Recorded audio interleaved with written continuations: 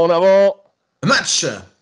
réglez bien vos couleurs, les amis. C'est la nouvelle année. On met de la couleur partout. Bienvenue à Roudourou pour vous souhaiter la bonne année 2025.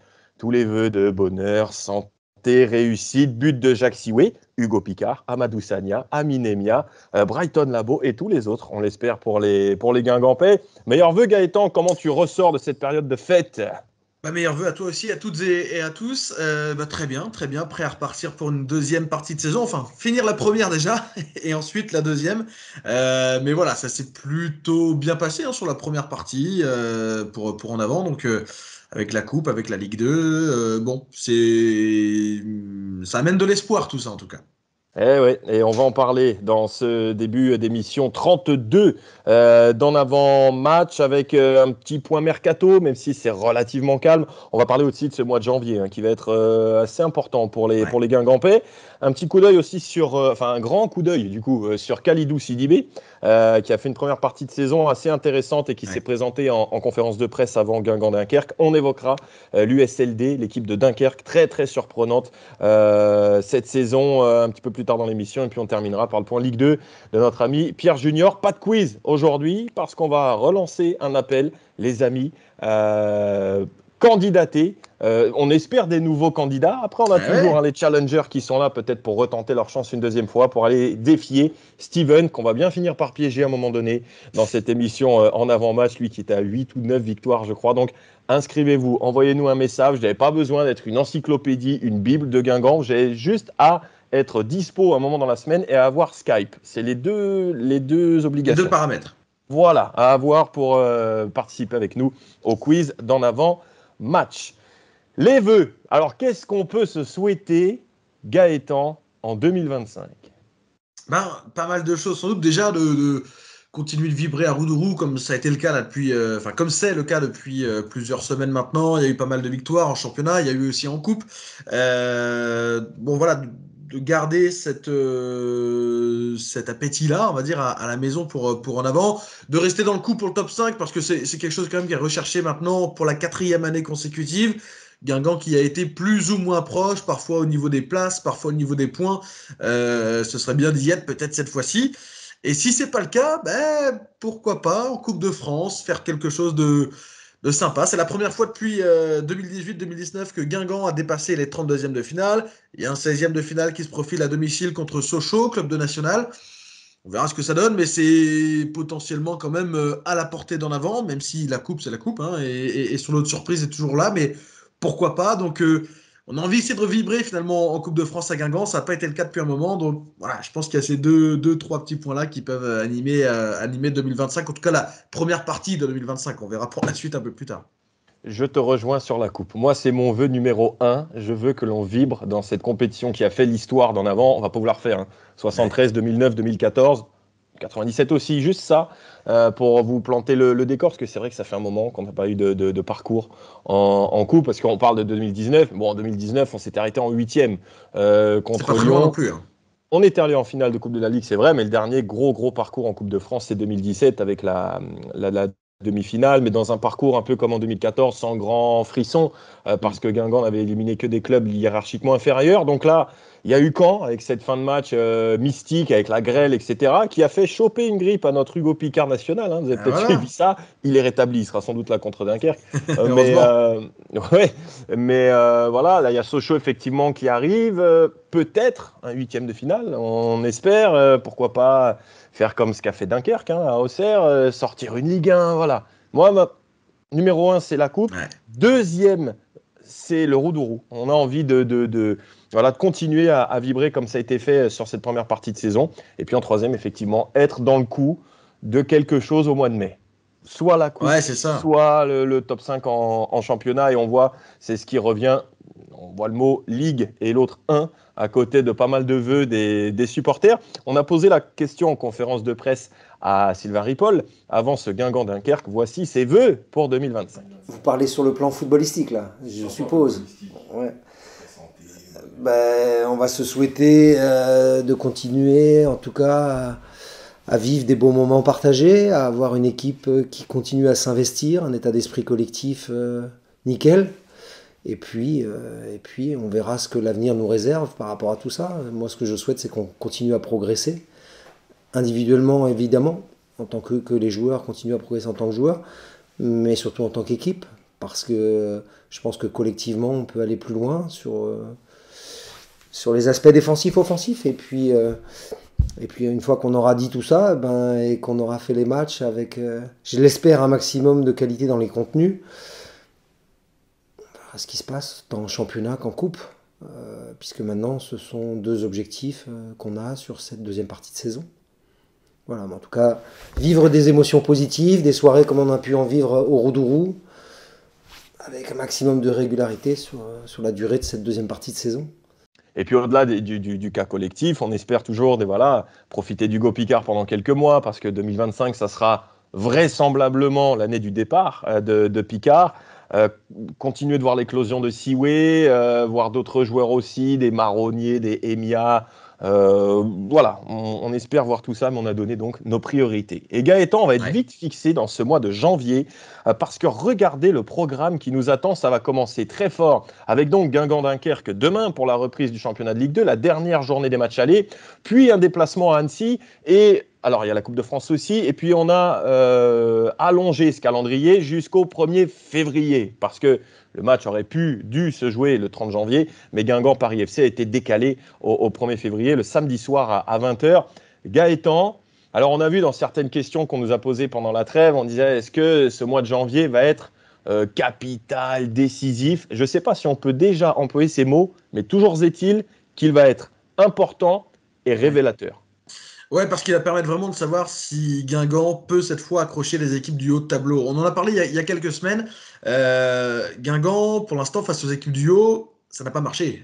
Le Paris FC, Lorient, Metz, des défaites face à ces équipes-là. Mais on avait aussi relativisé en disant que tous ces matchs-là étaient à l'extérieur. Là, Guingamp va recevoir des équipes du haut de tableau, Annecy, Dunkerque, le Paris FC, à la maison.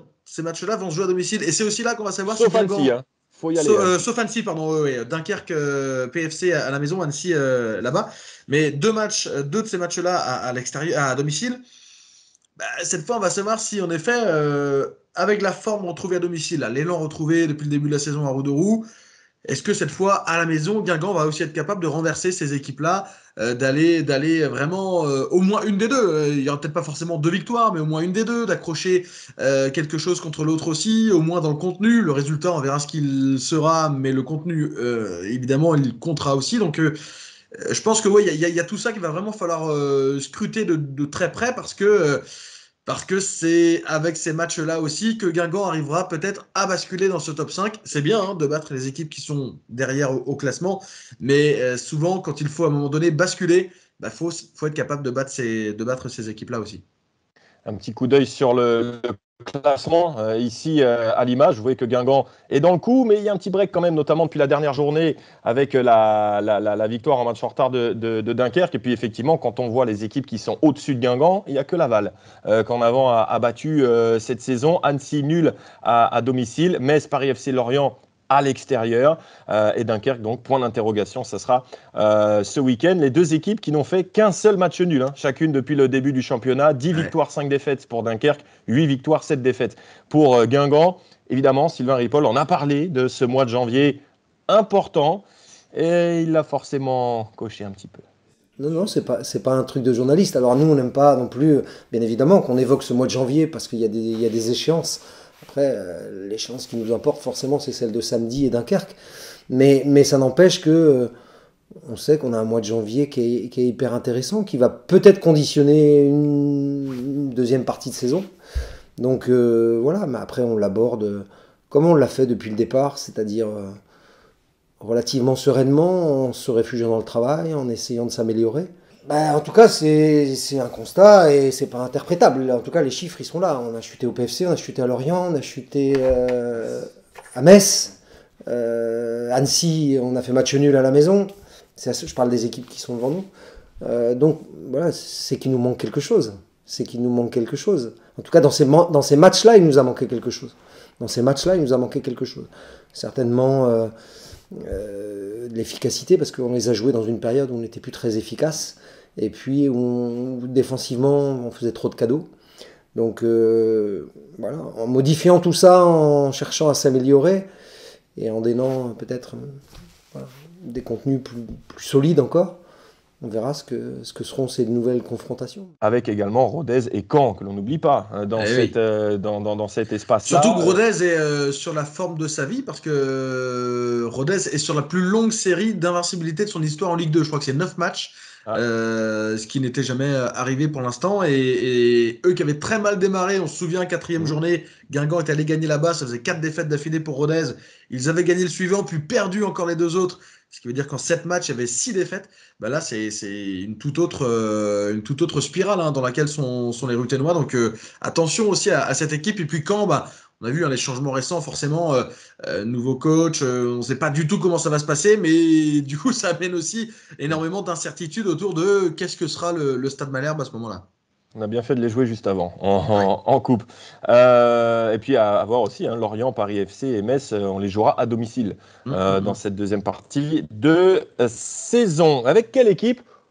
Vraisemblablement la même, ou presque. Du côté de Guingamp, on a posé la question à Simari Paul, encore une fois, en conférence de presse, sur ce que l'on pouvait attendre en ce 3 janvier du Mercato. Évidemment, la vérité du 3 janvier n'est pas celle du 30. Voici sa réponse à l'instant T. Pour l'instant, on est relativement stable. Bien évidemment, s'il y a des choses qui devaient bouger des départs, ils seraient compensés, ça c'est évident.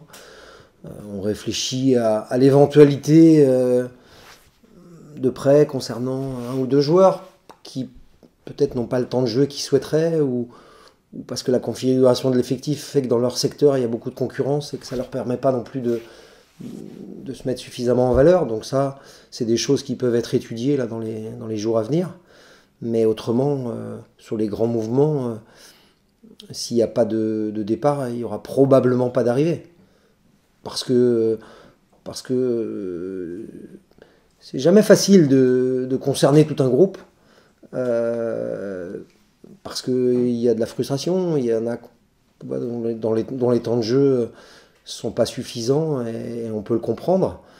Mais l'état d'esprit qu'on a réussi à montrer sur cette première partie de saison, c'est quelque chose de fragile. Je ne sais même pas comment ce sera dans 15 jours, parce que c'est comme ça va très vite. Mais en tout cas, on veut le garder comme atout.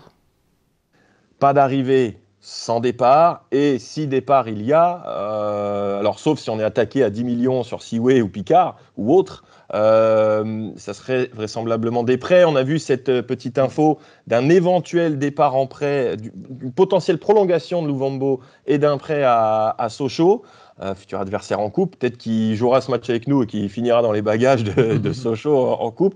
Et puis d'autres joueurs, alors qui pourraient être concernés par ça ? Moi, il y a un nom qui me vient comme ça, c'est Tousgar. Il n'y a pas beaucoup de temps de jeu en Ligue 2, qui peut-être peut aller aussi en National. On a vu que ça a été plus ou moins la spécialité de Guingamp depuis 5, 6, 8 ans, d'envoyer des Godin, Livolan, etc. en prêt aussi pour s'aguerrir. Ouais, c'est ça. Ryan Tousgar peut en faire partie. Alors Sabri Gendouzi, faut voir. Il a commencé aussi à intégrer un peu plus l'équipe. Il est pas loin de basculer. Il est pas loin de basculer. Donc il est vraiment entre les deux. La coupe lui a vraiment permis de s'exprimer. D'abord contre une R2, puis contre une N2, puis contre une Ligue 2.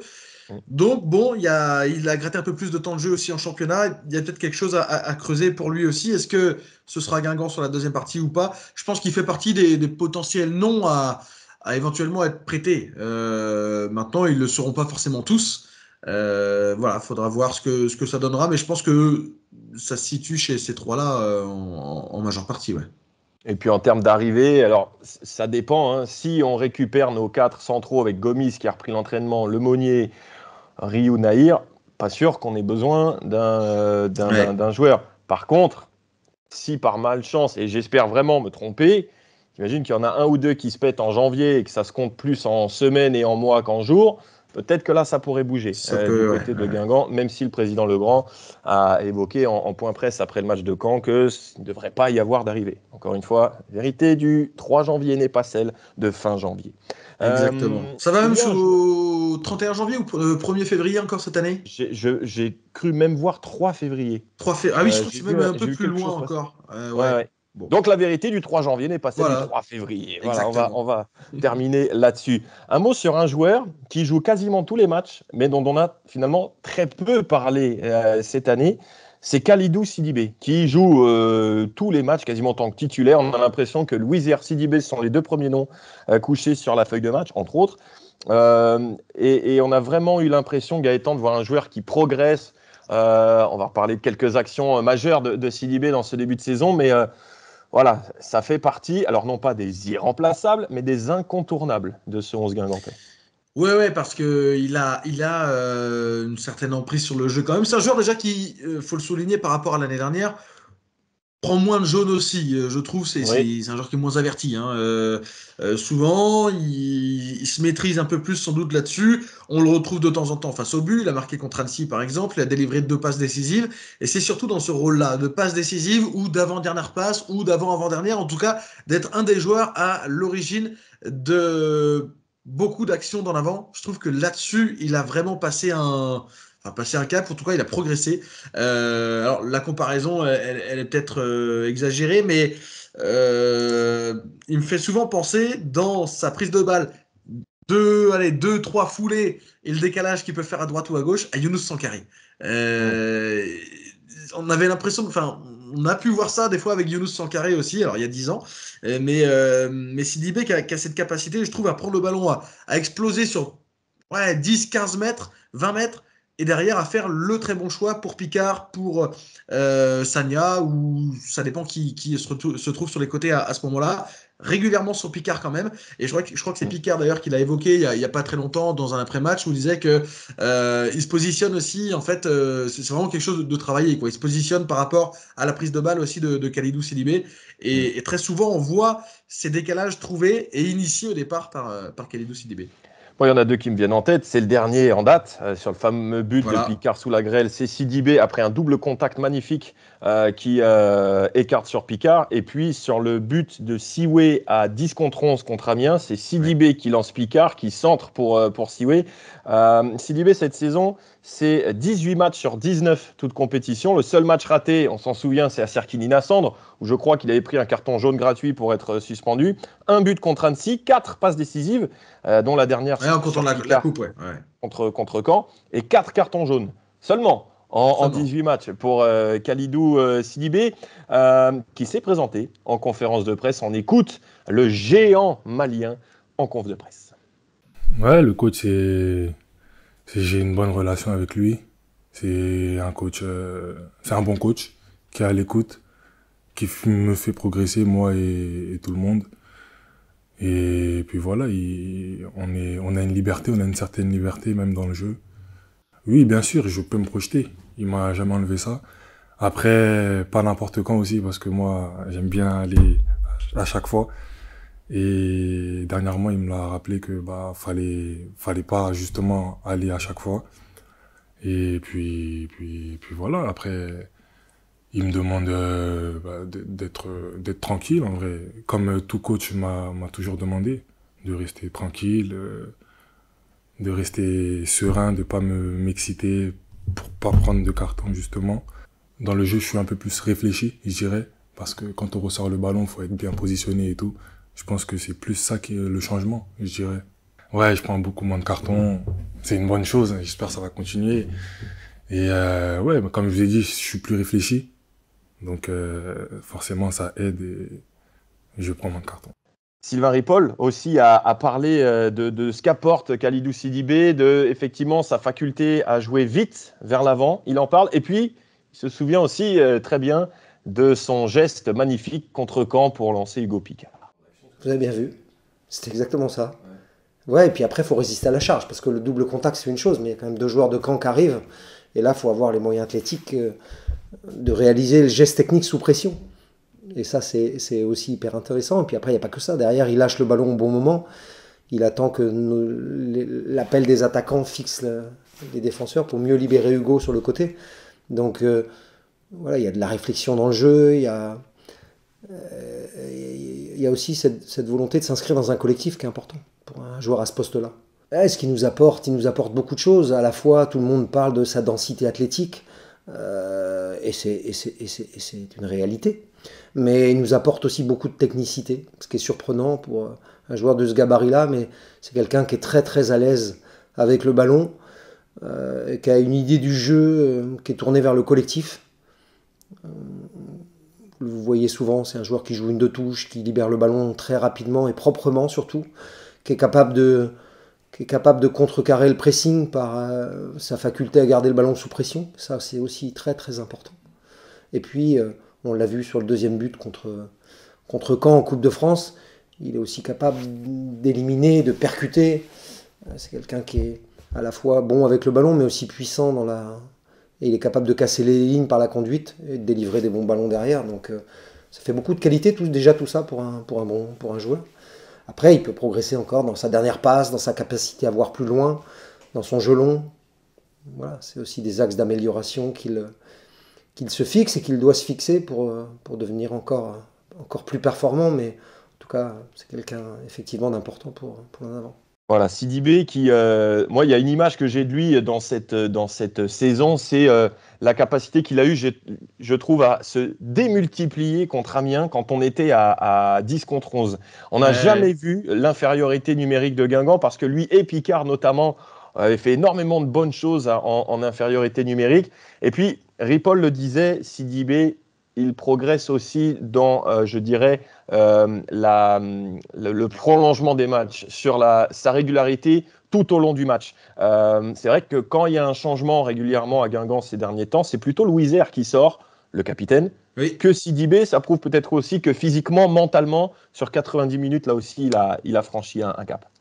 Ouais, certainement, franchi un cap là-dessus. Et puis, la capacité à, en effet, être régulier dans les matchs et sur beaucoup de matchs, parce que tu l'as dit, il a joué 18 des 19 matchs quand même de Guingamp. Tous en tant que titulaire. Tous en tant que titulaire, c'est quand même pas rien. Ça montre vraiment le statut, je sais pas s'il faut parler de statut, mais la place qu'il occupe dans cette équipe et l'importance qu'il a dans la première partie de saison d'en avant et dans globalement la bonne première partie de saison. Et c'est un des rares joueurs sur ces 2-3 dernières saisons où Guingamp a, je dirais peut-être un peu vulgairement, sorti de l'argent pour en l'acheter. Ouais. Alors, il y avait eu un effort, de fait. C'est aux alentours des 700 000 à peu près. Mais il y avait eu un vrai effort de fait il y a 1 an et demi à l'époque pour accueillir Khalidou Sidibé qui arrivait de Quevilly-Rouen et qui a connu un petit peu la Ligue 1 avec Toulouse et qui derrière a surtout connu la Ligue 2 avec QRM et donc avec En Avant, quoi. Ouais, et donc on peut dire que c'est un risque financier payant pour l'instant pour les Guingampais. Guingamp, Dunkerque, Gaëtan, parle-nous de cette équipe de Dunkerque qui nous étonne par ses résultats, par son jeu aussi, et Dunkerque qui est tout proche du paradis au classement. Oui. Alors par son jeu, c'est vrai, c'est l'équipe qui étonne, qui impressionne, qui surprend, qui a prolongé son coach cette semaine d'ailleurs jusqu'en 2027, Luis Castro. En termes de résultats, c'est une surprise, oui, mais presque une demi. Parce que si on prend du mois de janvier jusqu'au mois de juin l'année dernière déjà, c'est une équipe qui était revenue de très très loin. On se souvient qu'au mercato d'hiver, il y a 1 an, Gaëtan Courtet signe à Dunkerque. Dunkerque est à ce moment-là 18e sur 20, puisqu'il y avait 20 clubs, 18 ou 19, 18 je crois, sur 20. Et ils avaient fait, les Dunkerquois, une phase retour assez folle. Ils avaient gagné beaucoup de matchs, ils s'étaient sauvés, je ne vais pas dire haut la main, mais... Ils avaient quand même fini, ils n'avaient pas terminé ric-rac avec le premier relégable, ils avaient terminé avec un peu d'avance, ça s'était vraiment bien passé. Et puis, il y a eu un début de saison assez bizarre au début, défaite 2-0 contre Annecy sur la première journée à la maison, défaite 3-2 au Paris FC alors que Dunkerque menait 2-0 sur la deuxième journée. On se dit waouh, 2 défaites en 2 matchs avec ce scénario-là, dis donc, ça démarre pas très bien. Mais derrière, ça a enchaîné. Il y a eu 4 victoires d'affilée, par exemple. Derrière tout ça, seulement 3 défaites depuis, les 3 à l'extérieur, à Laval qui est 6e, à Lorient qui est 1er et à Metz qui est 4e. Donc peut-être que. Et ils n'ont perdu que chez les gros. À Metz, c'était avec 2 buts en plus à 90, 95. Voilà, dans les toutes dernières minutes. Mais l'équipe qui a énormément surpris, qui est sur une grosse série, avec un joueur qui a fait pas mal la différence aussi en première partie de saison, c'est Nathan Skita, ancien joueur de Toulouse. De mémoire, il est prêté, il a été décisif, but, passe, il a été un peu partout sur cette première partie de saison. Là aussi, un des jolis coups du mercato pour les Maritimes. Voilà pour la présentation de Dunkerque, meilleure équipe de Ligue 2 en 2024. Voilà. 64 points en 2024, 63 pour le Paris FC. Effectif, en tout cas équipe dont Sylvain Ripoll a parlé, évidemment. Déjà dans la sortie de balle, dans ce qu'ils proposent avec le ballon, ils sont très joueurs. C'est une équipe qui débarre d'en bas, clairement, avec un gardien qui est connecté d'abord au reste de l'équipe, et puis qui est spécialiste de ses sorties de balle des 16 mètres. Et donc forcément, c'est une équipe qui aspire à l'adversaire, parce qu'à un moment donné, l'adversaire veut venir les chercher, et qui utilise formidablement bien le jeu de position pour se sortir avec beaucoup de technicité, beaucoup de vivacité, de rythme dans les échanges. Donc oui, c'est une équipe qui est très très intéressante, en tout cas moi qui me plaît à avoir joué. Ah, ça s'annonce assez sympa comme match entre deux équipes joueuses. Ça a dû finir sur du 3-3, 4-4 cette affaire, même si ces deux équipes font 4-3 pour l'équipe à domicile, ce serait encore mieux. Voilà. Ouais, ça serait super. 94e but de Sylvie de la tête. Voilà, impeccable. Voilà pour cette présentation du premier match de l'année 2025 pour les Guingampais. Présentation de la première journée de Ligue 2 de cette année civile. Elle nous est signée Pierre Perrault. C'est reparti pour une nouvelle année de Ligue 2 avec la 17e journée qui nous attend pour lancer 2025. 17e journée qui signifie par ailleurs dernière journée de la phase aller.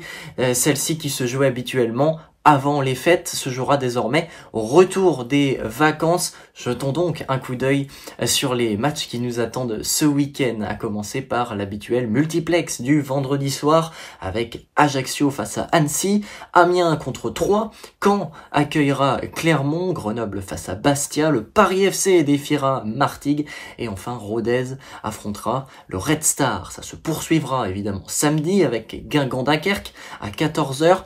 Et dans le même temps, se jouera le match entre Metz et Pau. Et pour terminer, le duel à 20h entre Laval et Lorient.